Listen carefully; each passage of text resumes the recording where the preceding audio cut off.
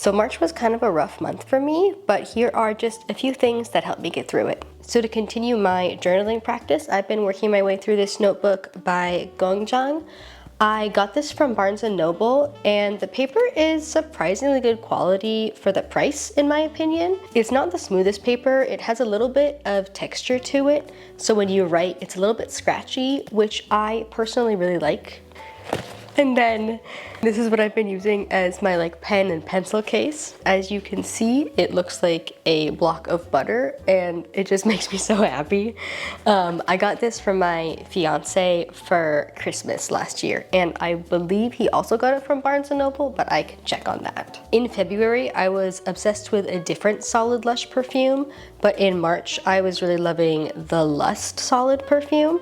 She's a little bit sassy, honestly. It's got jasmine and ylang ylang in it, and she's just a little bit spicy, you know? And it's very fun. I am in dire need of a trim, but I've been using the California Naturals Deep Repair Hair Mask to kind of tide me over until I can actually get in for a hair appointment. And I really like this stuff. It's nice and thick and very moisturizing.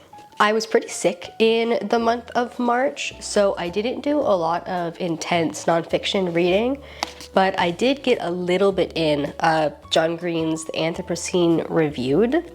I've always loved John Green. I was absolutely obsessed with his books when I was in high school, and I think he just announced that he has another fiction book coming out again, which I will also happily be reading.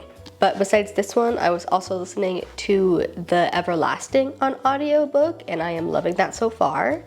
And then I was also listening to a little bit of the Twilight audiobook when I was sick as well, to be honest. So while I was sick, I was also just living mostly off of tea and instant ramen.